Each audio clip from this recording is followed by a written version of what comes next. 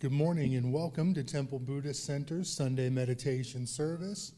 My name is Dave and I'm honored to be of service this morning. We hope that our service finds you happy and healthy, but please know that if you are struggling, we hope that Temple Buddhist Center can be a source of refuge for you as we open our hearts to you and your loved ones. Let's begin this morning with some conscious breath work, taking a few moments to ground, to experience the body, and to breathe together.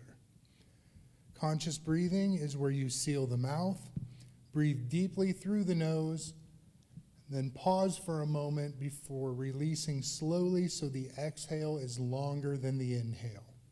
Let's begin. Breathing in, pausing just for a moment, feeling the fullness of the lungs, and releasing slowly. And as you release, checking in with the body, just being aware of what is present and alive in the body right now. The second conscious breath, pausing just a moment, ventilating this precious human form, and releasing slowly. And as you release, see if you can release any worry or concerns from the week, all the energy of doing, going, striving, accomplishing. Just allow yourself a few moments to cultivate the energy of being, not doing. The third conscious breath together, pausing just a moment, and releasing slowly. And as you release, taking time to invite into your awareness the present moment, fully arriving in the here and now. Here at Temple Buddhist Center, we like to begin our service with a chant. Chanting is an integral part of every tradition, and it's not about being a singer. It's about having a voice. And Victor will explain our chant today. Great, thank you, Dave. Our chant this morning is Om Vajrapani Hum, Om Vajrapani Hum. And so when we look at this chant, we see the first word there, Om, is the seed sound. In Sanskrit and in the Eastern traditions, Om is the sound of the universe, reminding us that each one of us is a beautiful note in a grand cosmic symphony forever playing. And Vajrapani is this energy of the awakened mind, the Buddha of limitless light. And this H-U-M, which is actually sounds more like H-U-N, as in Nancy, hum, kind of a sound, simply means I am that. I am this energy of the awakened mind. And so let's begin by taking a conscious breath together.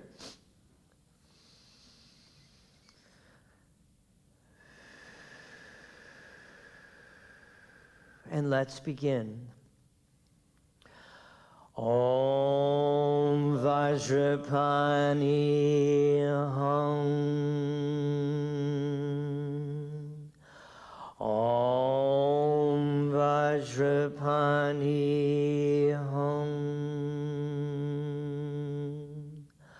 Om Vajrapani Hum.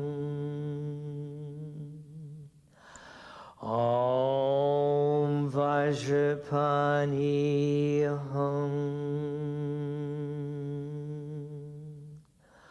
Om Vajrapani Hum. Om Vajrapani Hum.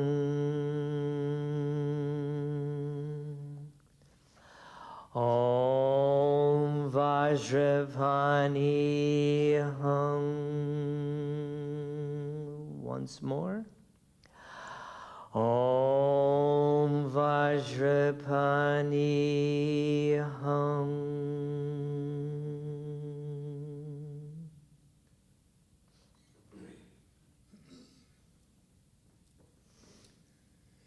at TBC, we practice Western Buddhism, a blend of Eastern philosophy and Western psychology.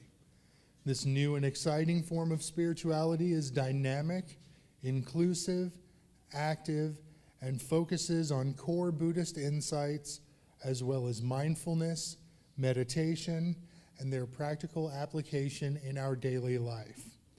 Our goal here isn't to get everyone to agree on one lineage or philosophy.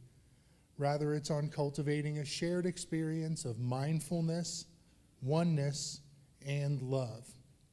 Whether we are chanting, meditating, or sharing from the heart, we respect that you will participate only at the level that feels comfortable for you. We take refuge in the three jewels and acknowledge these core values as expressions of the awakened mind: the Buddha, the Dharma, and the Sangha. We value awareness of our own Buddha nature as well as the Buddha nature of all beings, allowing a new perspective of this and every precious moment. The second jewel is the Dharma, the truth teachings that release us from fear and delusion and help us to realize the true nature of who we are. And Sangha, our spiritual community, an essential part of growth where we practice the teachings together and support each other along every step of the path. Let's take a moment now to silence any electronic devices and prepare a meditative environment.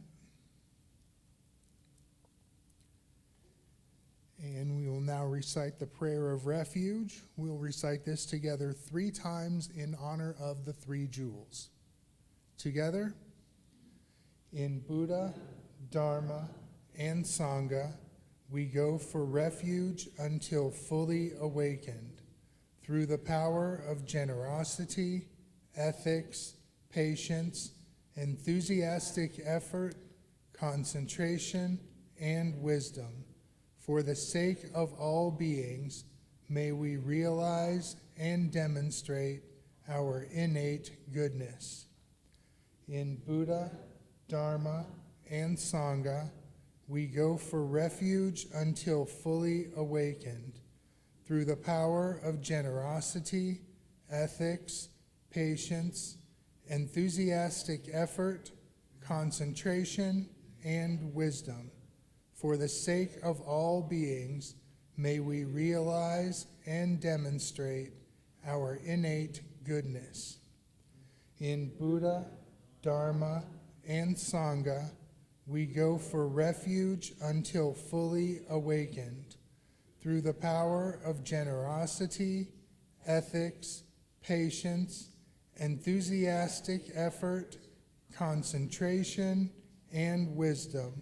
For the sake of all beings, may we realize and demonstrate our innate goodness.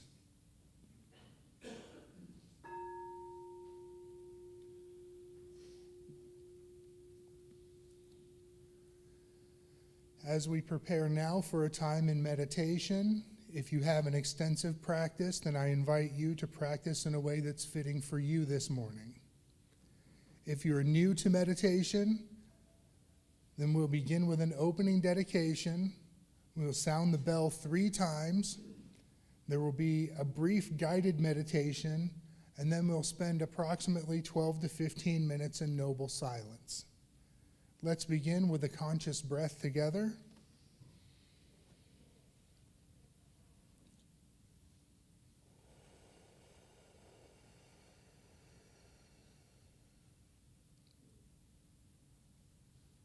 Body, speech, and mind in perfect oneness. I send my heart with the sound of the bell. May the hearers awaken from forgetfulness, transcend the path of anxiety and sorrow, and realize the true nature of who they are.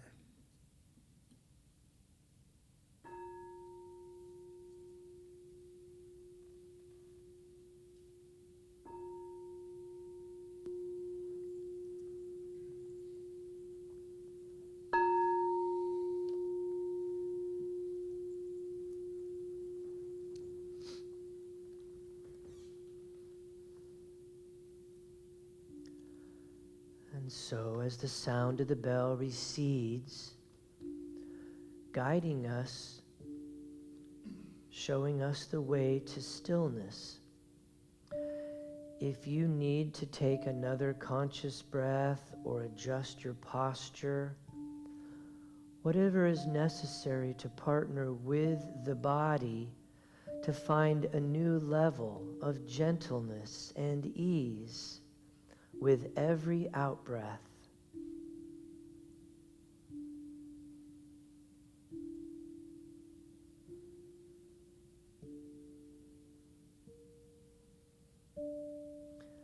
And so, as the breath settles in now to its natural flow, its natural rhythm, we no longer need to manipulate the breath in any way. We can once more bring our awareness to the body, to just check in, to see if there are any points that are tense, contracted, tight. And with every out-breath, we release those points of tension and find a new level of ease.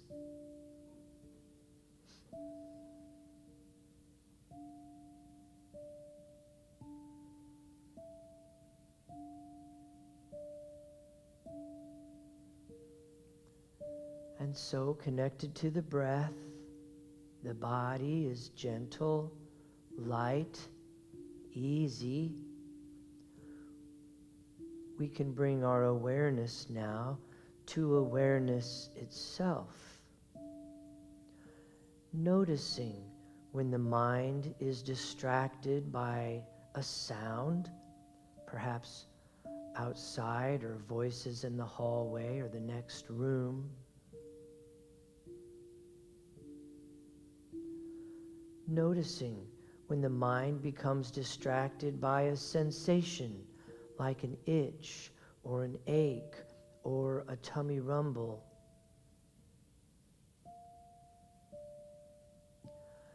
And noticing when the mind becomes distracted by a thought or perhaps a string of thoughts. You see, all these things simply come and go. All the sounds, the sensations, and the thoughts simply rise and fall.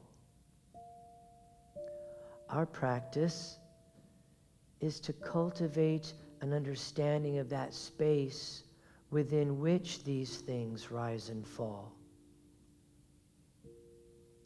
Our practice is to cultivate the knower, not the things that are known.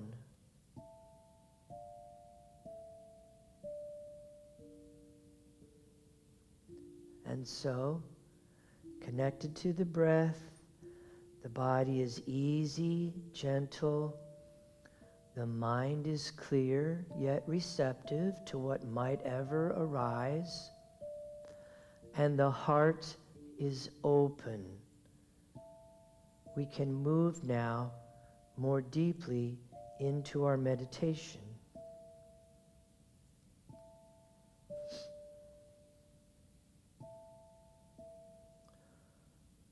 I close my eyes and I see clearly.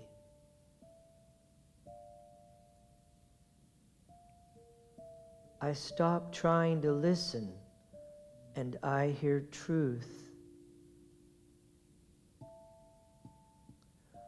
I am silent, yet my heart sings. I seek no contact and find union. I am still and move forward. I am gentle and need no strength. I am humble and remain whole, returning again and again to the breath. returning again and again home.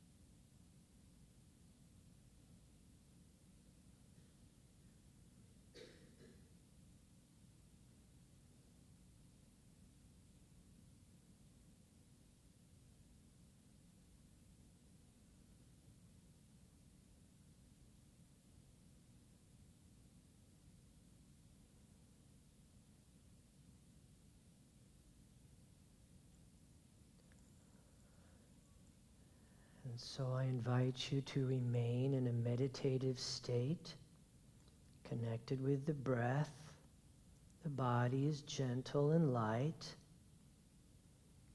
And I invite you to bring your awareness now to the sense door of sound, as you notice the sound of my voice, the sound of rustling in the room. And as you become aware of the sense door of sound, at the same time, can you keep a small amount of your awareness on that still deep silence within? Can you keep a small amount of your awareness on the silence within that is not in any way, shape, or form dependent on external circumstances?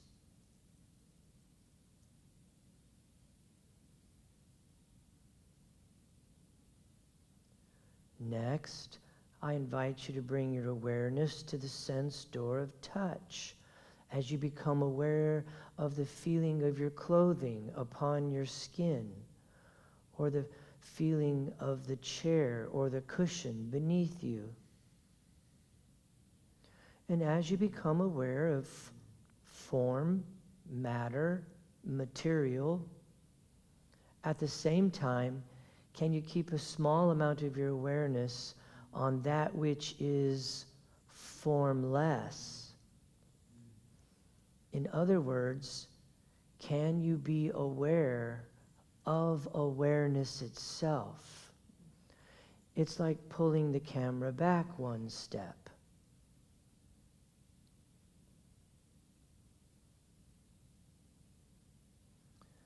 And finally, I invite you to bring your awareness to the sense door of sight as you slowly begin to open your eyes, just allowing colors, shapes, and objects to come to you, not focusing hard on anything, keeping a peripheral view of the room. And as you become aware of stuff and things, objects, people, bodies, can you at the same time also sense the space around them?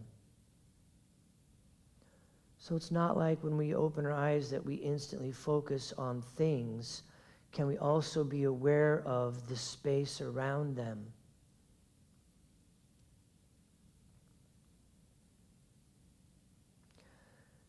And next, I invite you to bring your awareness to the breath as we take a conscious breath together.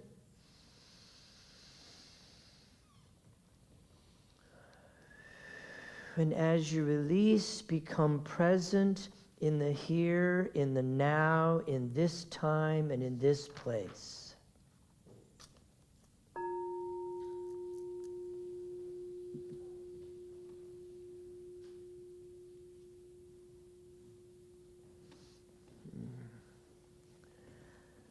Thank you, Dave. Thank you, Ricky.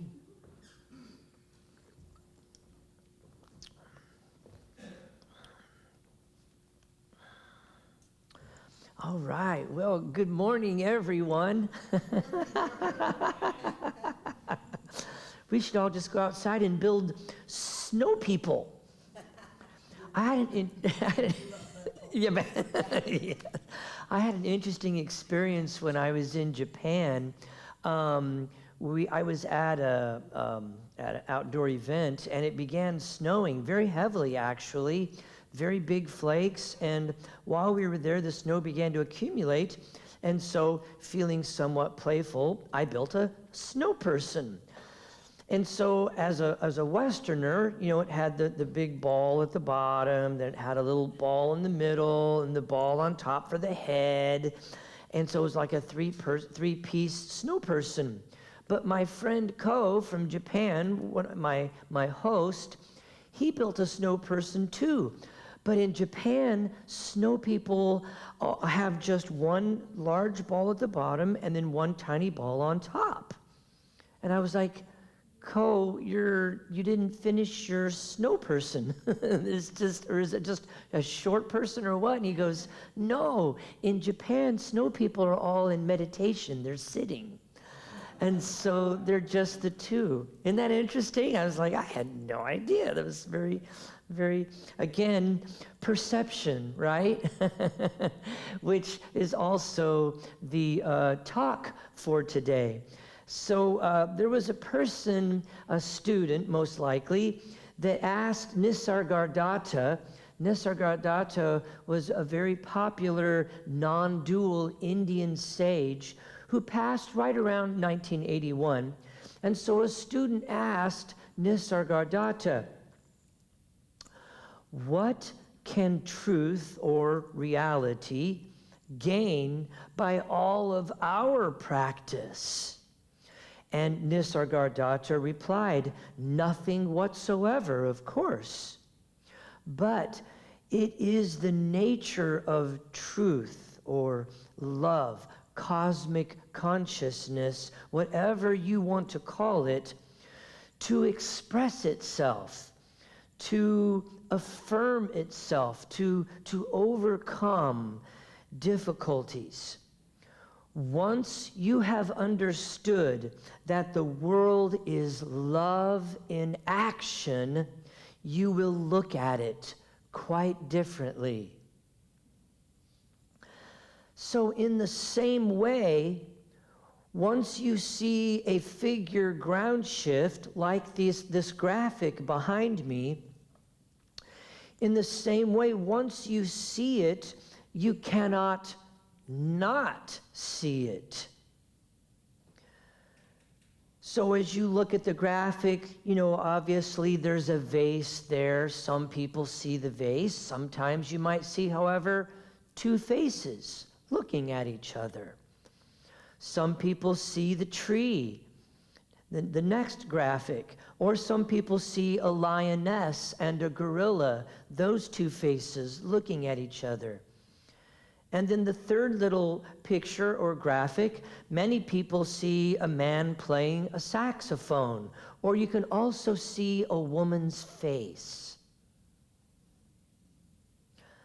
So this concept of this idea of perception, the lesson in these little gimmicks, these little graphics, the lesson in the graphics is not whether or not you can see the two different visualizations.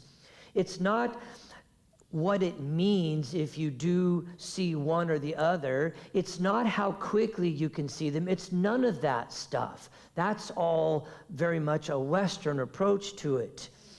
In the Buddhist practice, the jewel is in the lotus.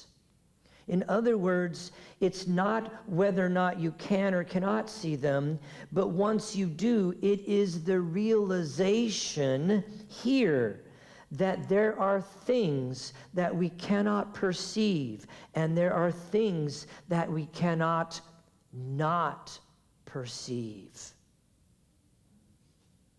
This is the lesson in these little graphics.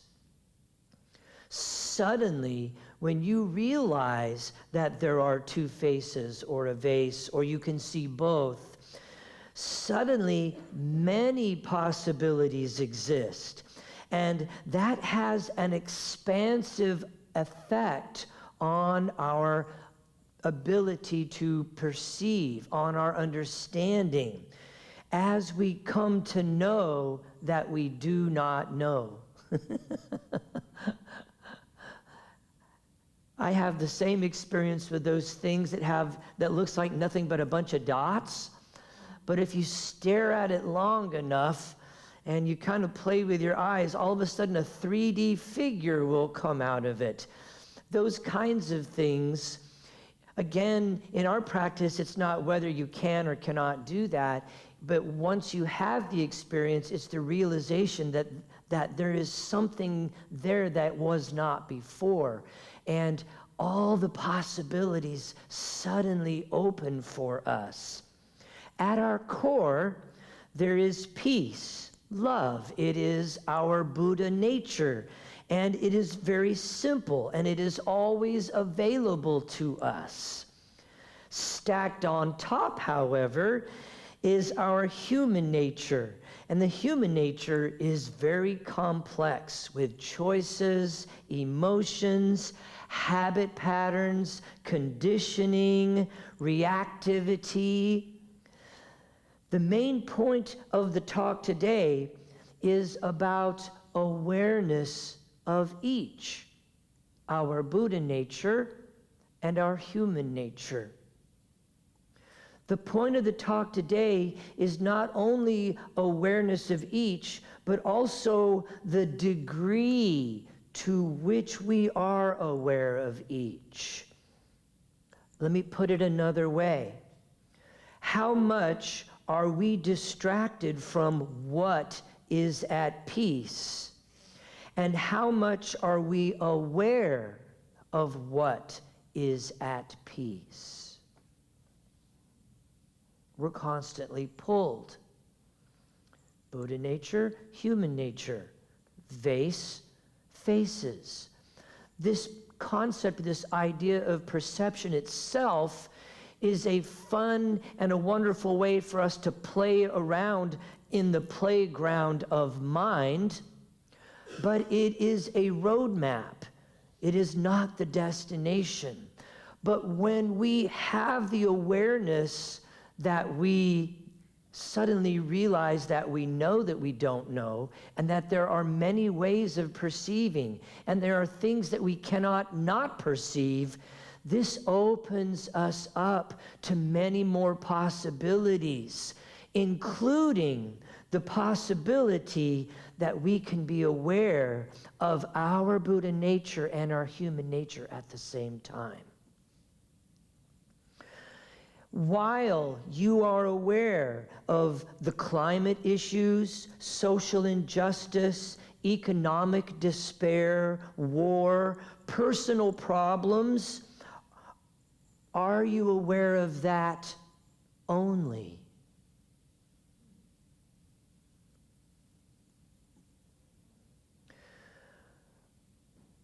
Or are you also aware of the core star?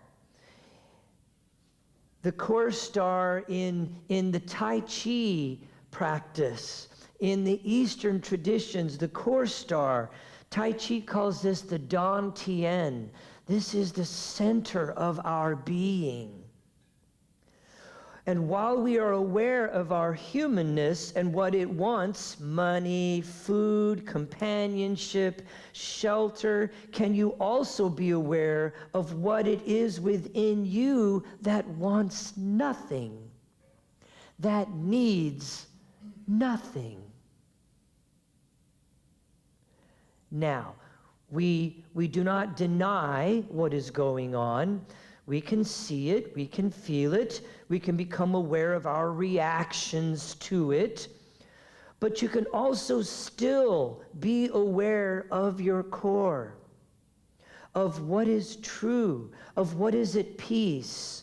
The great teacher Gangaji tells us this peace is universal. It is not our individual peace. But when acquainted with that peace, individual mind stream has suddenly more choices. The choice of how we respond to the world. So many of our teachers have echoed this teaching. Martin Luther King said that hate does not cease by hate alone, but by love. Gandhi told us to be the change that we wish to see in the world.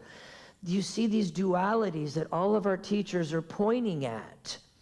It is our response to the events and experiences that we encounter that help us to develop spiritual maturity. Learning that there are all these other ways that we could possibly be, all these other ways that we could perceive, instead of the one that we collapse down onto, have always collapsed down onto it, and are now habitually collapsing down onto it, because of the nature of our mind-body organism is very habit pattern, very condition-based. So if you encounter words of hate, is your response more words of hate, or did they simply pass through and you become aware of what in you cannot hate? Do you witness events and respond with fear and frustration, or allow them to pass through and instead witness what in you is unafraid? This is our practice, bringing awareness of our true nature and at the same time awareness of our human nature. Both Ben and Robert, our other teachers here at Temple Buddhist Center, often use the term in the world but not of it. We do not exclude the thoughts, emotions, human reactions, but we also do not exclude the peace, the clarity, and the stillness that are always with us. So, how then, Victor, do we cultivate qualities of this awareness? So let me share some tools with you that you can take with you this week and work with. Bring them into your contemplation. Bring them into your daily practice. So I'll begin first with our attitude towards suffering itself. Suffering is primarily a call for attention, which itself is a movement of love. A call for love. More than happiness, love wants growth, the widening and deepening of awareness and consciousness of being. Let me re-say that. More than happiness, love wants growth. What is growth? It is a widening and a deepening of awareness and a consciousness of being. Whatever prevents that becomes a source of pain, and pain is what eventually wakes us up, because love does not shirk from pain. The joys, happiness, rainbows and tacos, we don't want to block or deny those things. They're all wonderful, but it is the pain that keeps us looking, that keeps us seeking, that keeps us wondering if maybe this next book, maybe this next tradition, this next religion, this next job, this next person. It's the pain that keeps us seeking and looking, and eventually brings us to awakening. So naturally, a kitten will play with a ball of yarn, but this play is evolutionary, because what it's really doing is developing skills with which to hunt or defend itself. It just thinks it's playing. It doesn't realize it is developing muscles, techniques, balance, control to be able to hunt and defend itself. And in the same way, we train on the cushion. We train in meditation. We train in mindfulness and being present with what is. I can see how the mind has set up all the ways in which whatever is could be better. I can see that the mind has all these ways in which whatever is really sucks.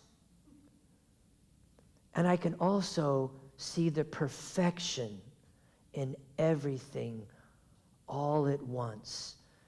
In the Buddhist practice, we have this saying that no snowflake ever fell in the wrong spot.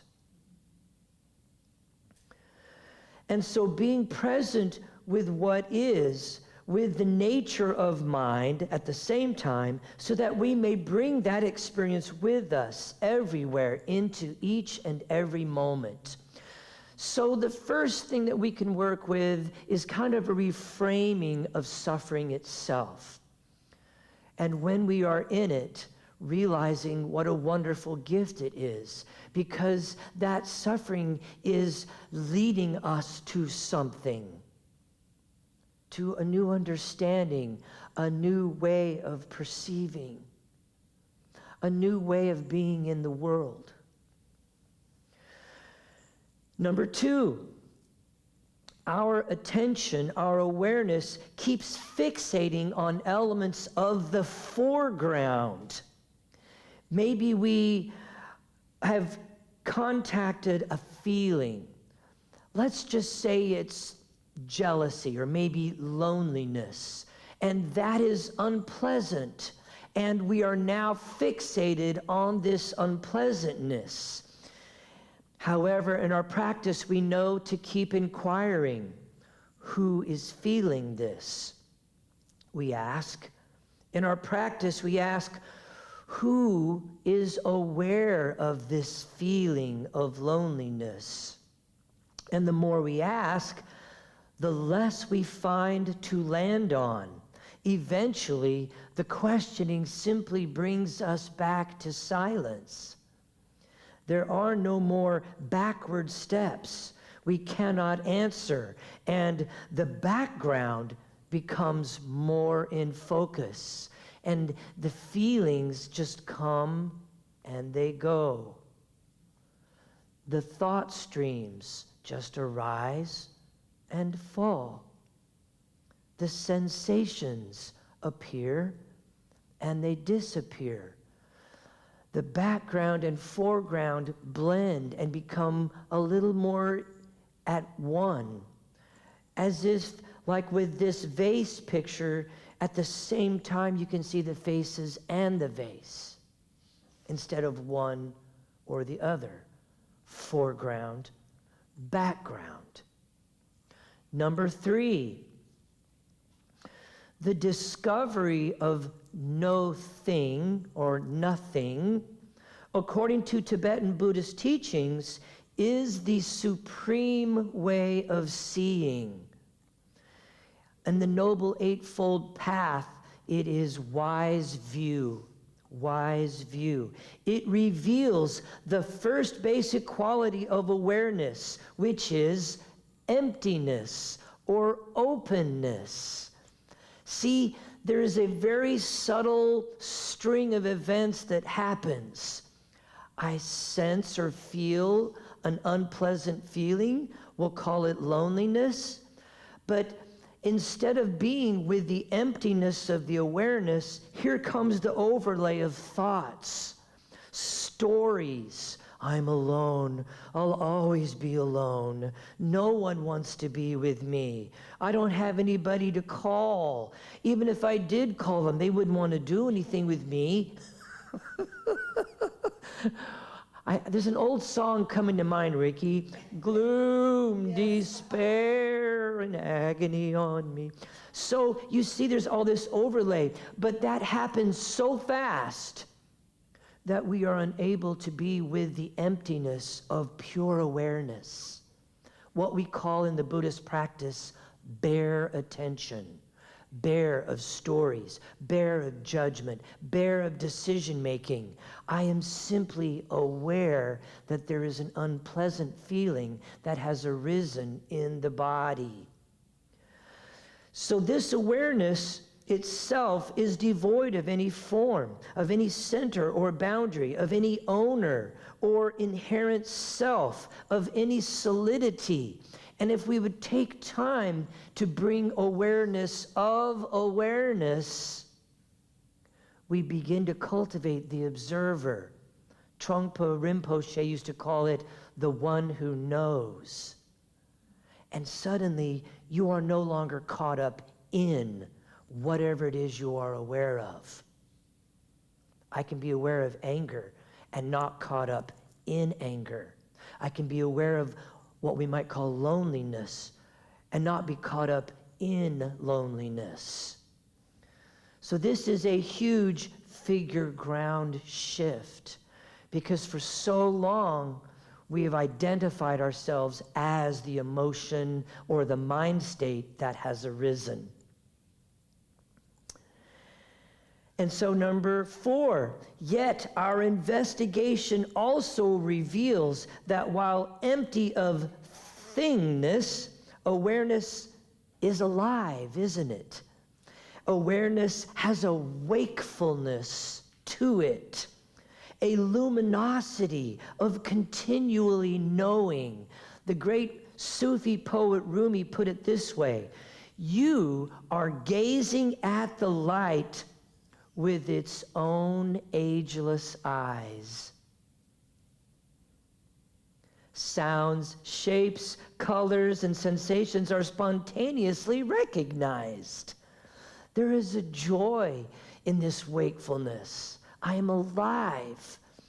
How auspicious to be able to taste, to hear, to see.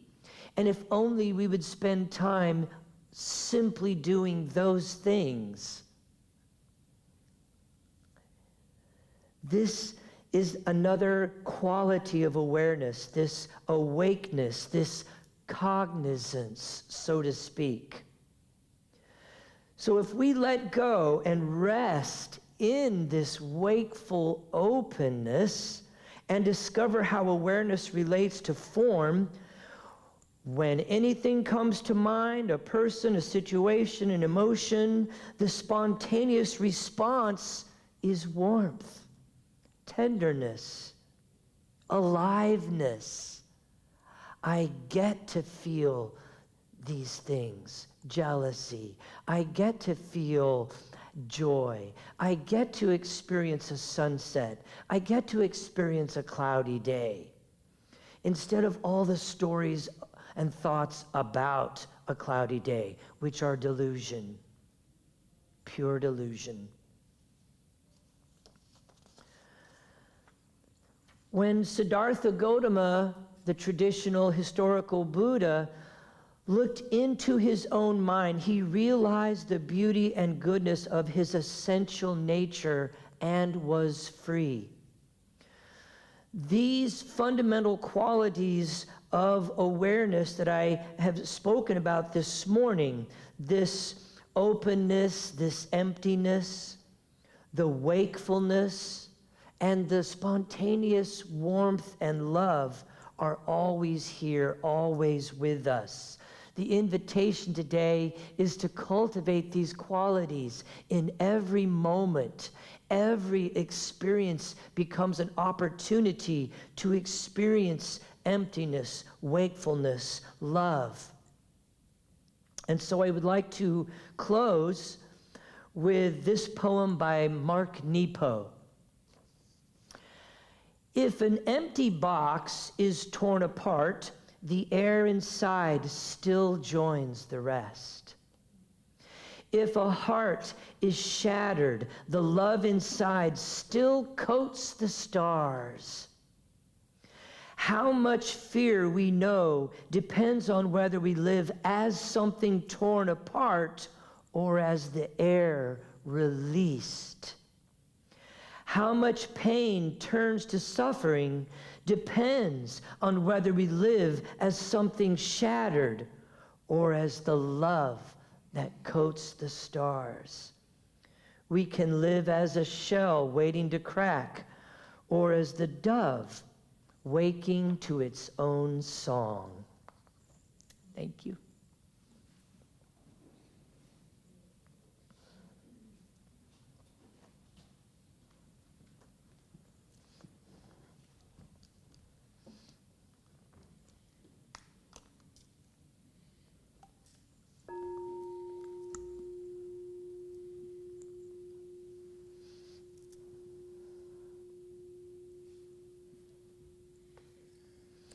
As we move from our lesson to a heart practice, it's okay to stretch or shift your posture, take a breath. And heart practice is an expression of the heart that we share with the universe. During this time, many folks like to acknowledge this expression with a gesture such as the Anjali Mudra, or placing one or both hands over the heart, or if you're in a meditation posture, you can simply flip your hands upside down as a way to radiate love outward. And today's practice is a metta or loving kindness practice. So we'll start by taking a conscious breath together. And as you release that breath, bring to mind a full body image of you. And holding this image in your mind, silently repeat these words of metta. May I be filled with loving kindness. May I be safe from inner and outer dangers. May I be well in body and mind. May I be at ease and happy. And a conscious breath. And as you release that breath, bring to mind the image of a friend or loved one. And holding this image in your mind, let's send metta to that person. May you be filled with loving kindness. May you be safe from inner and outer dangers. May you be well in body and mind. May you be at ease and happy. And a conscious breath. And as you release that breath, bring to mind the image of a difficult person in your life. It could be a coworker or a family member. And holding this person in your mind, send them loving kindness. May you be filled with loving kindness. May you be safe from inner and outer dangers.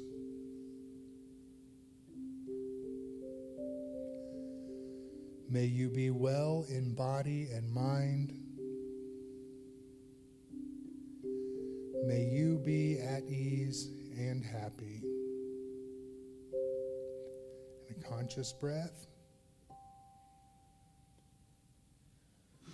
And as you release that breath, bring to mind the image of the whole world.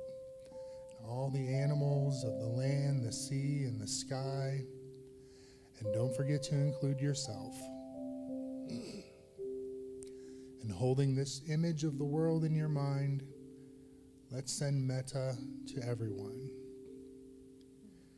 May we be filled with loving kindness.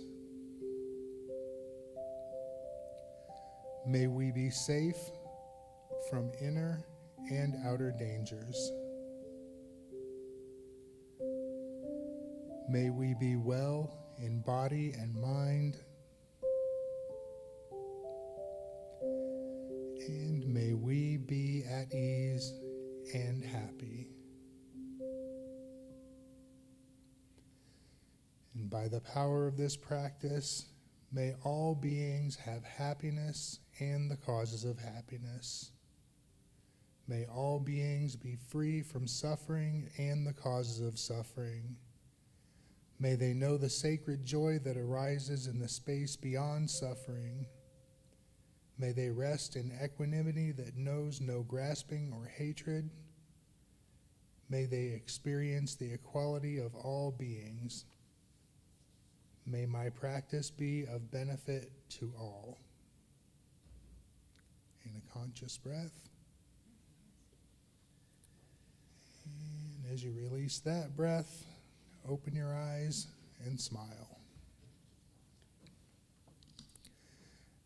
In the true spirit of dana, the Buddhist practice of generosity, temple services are given freely. In the same way, if you choose to give, please give with a generous heart, meaning not in return for anything that you've received, but so that others who may seek refuge may find it here in this temple. Dana boxes are located at the back of the meditation hall and on the upper level near the west door. And thank you to all of our wonderful volunteers. And thank you to our TBC ambassadors, those who have committed to regular electronic donations. It's not about the amount, it's just that the monthly giving helps us to set a budget here at TBC. If you would like to become an ambassador, just point your camera at the QR code on the cards in the seat backs in front of you, or you can come by our website at templebuddhistcenter.com. Thank you to Victor for sharing your wisdom with us today. And thank you to Rochelle for your beautiful music. And thank you to each and every one of you for sharing your heart and your practice and your time with us here today. We certainly are the better for it. And we will close our service here in just a moment with the Bodhicitta dedication, which we will recite together one time. And then if you can stick around for just a few minutes, we do have some announcements. So the Bodhicitta dedication together. May the pure, brilliant sun of Bodhicitta dawn in each and every heart and mind, dispelling the darkness of suffering and confusion unstoppably until all are illumined and awakened. And with our hands together in front of our hearts, let us go forth from this place, entering each moment in innocence, guided by the wisdom of our hearts. And as we open our hands, open our eyes, shine our light into the world, namaste.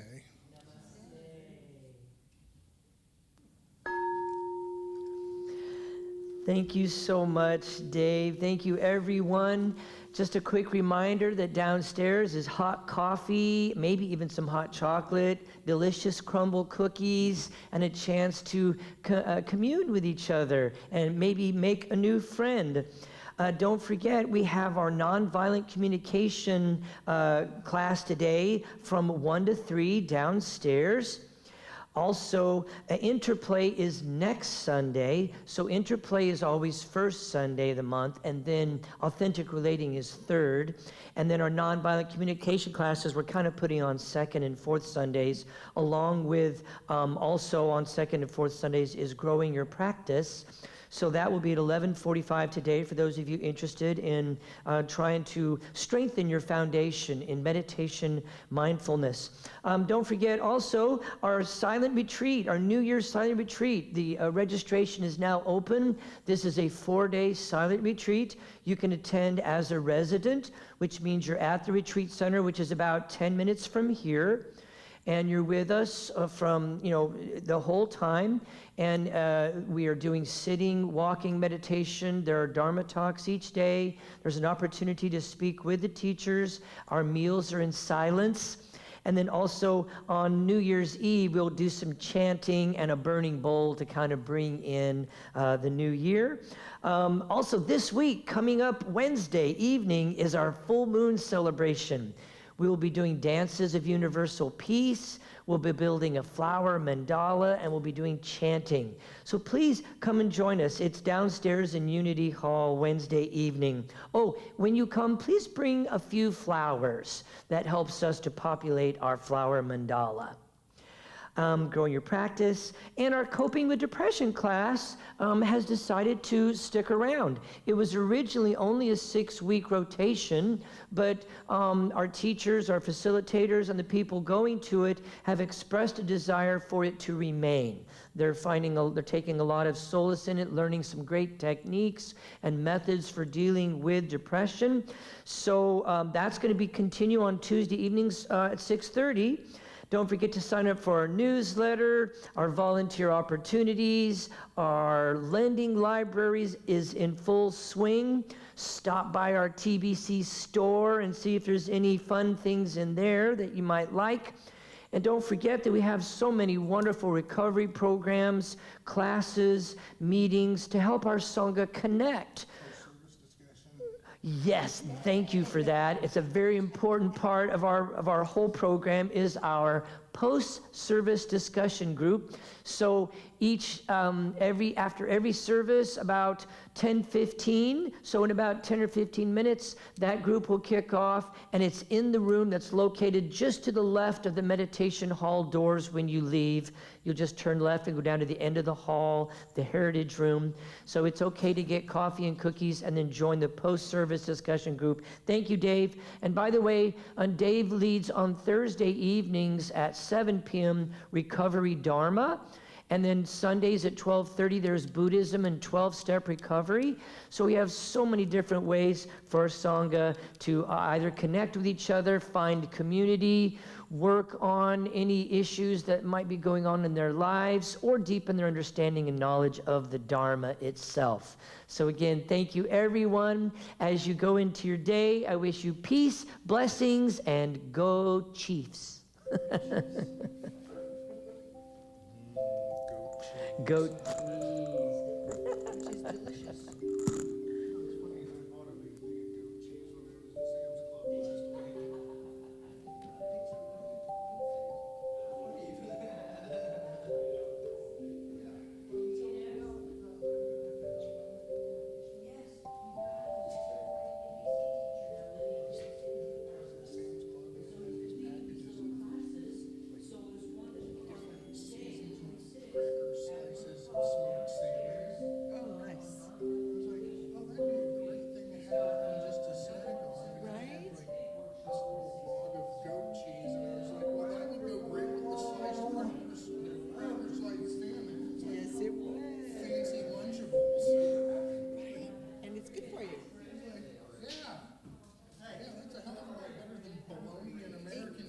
Exactly.